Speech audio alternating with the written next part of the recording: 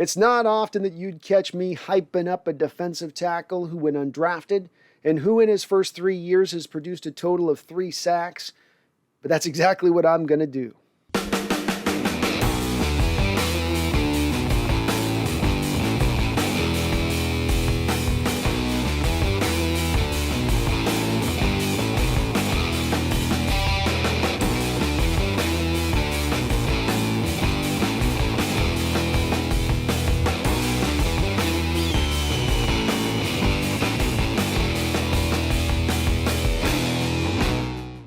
Poona Ford came to the Seahawks out of the University of Texas as a round mound run-stuffing specialist that nobody in the NFL seemed to want.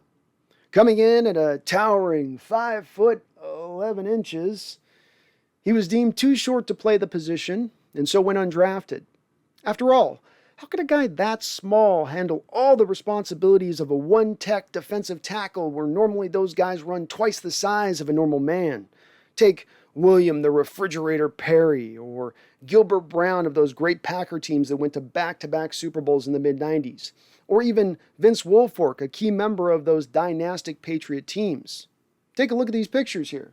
I mean, which one of these is not like the other? Still, General Manager John Schneider made it a priority to land the kid out of Texas. And there were whispers out that time in NFL circles that the Seahawks perhaps had just gotten themselves, and it certainly has proven to be the case, a 10-year starter in this league. You almost got the feeling that there were some of those teams laying low in the weeds, hoping to pounce on Puna just after the draft, and Schneider was able, with a great sales pitch, to bring the kid aboard up into the Pacific Northwest. In his first year, playing exclusively as an early down run defender, Puna posted a remarkable 90 PFF grade and displayed upper-level traits like an ability to anchor down against double teams at the point of attack, and sometimes split those same double teams for the occasional tackle for loss. It didn't take an eagle eye to see that the Seahawks might have just landed one of the best young run-stuffing defensive tackles in the league moving forward. And Puna's been all that and more. For though he has been great against the run, he's also shown flashes of pass rush ability. He just hasn't got a lot of reps to really show what he can do. Kind of like Aaron Rodgers, when he had to wait 3 years to then assume the starter position for Brett Favre. Brett Favre. As well, it's the same type of preparedness that's now going to help Packer fans for the incoming eventuality of Aaron Rodgers moving on and Jordan Love now assuming the helm. A quick side note on the difference between one tech and three tech.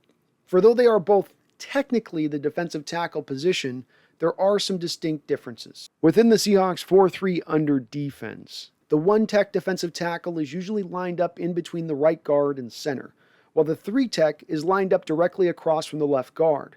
Off the snap, the 1-tech is usually double-teamed while the 3-tech gets to go one-on-one with the left guard. This makes it very hard for the 1-tech to get much of a pass rush. After all, it's 2-on-1, play after play. It's generally considered a win for 1-techs if they can hold their ground, allowing for others to flourish. Small for the 1-tech, Poona Ford's actually a little more typical in build of what you might see at the 3-tech defensive tackle position. The traits of his game, naturally winning with leverage, good first step quickness off the snap, paired with unusual speed for a man that size, should lend themselves well to the 3-tech position as he makes the transition fully over there this offseason. Now, I know what you might be thinking. If Poona Ford's so good at this 3-tech position, why hasn't this happened sooner? Well, the reason? Jarran Reed. Jarran's held up Puna from having a true clear pathway to the position. And when you unwind this a bit, it starts to make a little more sense why we might see a little more success out of Puna than what we've seen out of Jarran Reed. Jarran was drafted in the second round out of Alabama as this hulking, one-tech defensive tackle who could occasionally give you a little bit of pass rush. But instead with Seattle, he's been used predominantly as a 3-tech. And while he's enjoyed a little bit of success, specifically in 2018 and 2020, can we get real about Jarran Reed for just a second? The sack numbers in those 2 seasons are really the only positive production you can point to in regards to Reed. And he got those sacks playing in at about 80% of the defensive snaps in those 2 seasons. And to give you some perspective on this, if you look at the 10 years of Coach Carroll's era here, no defensive lineman has ever played at 80% of the defensive snaps. This means to get those sacks, he was doing it inefficiently and requiring a high volume of snaps to get that production. By Pro Football Focus's measurement, not 1 year of Jarran Reed's 4 seasons in the NFL has his best season equaled out to Poona Ford's worst graded season in his 3 years as a pro. You combine this with the fact that he's never been the immovable object he was in college, and you start to understand why no other team out there was willing to offer more than the 1-year deal he got with Kansas City, and at less money than he was slated to make with the Seahawks this upcoming year. And here's where you should get excited.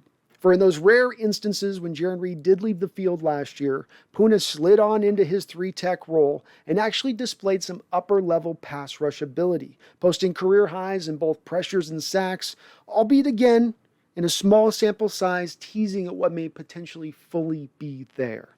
When you look at this offseason, the Seahawks went out and signed Al Woods for a second time, giving them another big body to rotate in with Brian Monet at the 1-tech defensive tackle position. This provides them more of the traditional wall of man that you would see there and allows for Poona Ford to slide over full-time into the 3-tech where he might be able to shine his brightest. When looking for a reasonable, hopeful comparison for Poona Ford this upcoming season, the player I keep coming back to time and time again is Grady Jarrett of the Atlanta Falcons. Now, Grady's gotten a chance to play full-time at the 3-tech position since day one of his NFL career. So when you compare the first 3 seasons of both of these players' careers, it's not exactly apples for apples.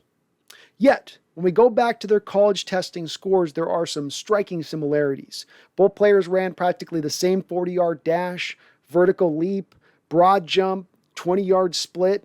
Grady's got Puna a little bit as far as the short area explosiveness is concerned, and he's about 1.5 inches taller. But with that said, if Puna can become something close to what Grady Jarrett's been in his career, then the Seattle Seahawks will have found a well of untapped potential that can help take this defense to greater heights in 2021 and beyond. My name is Brandon Kane.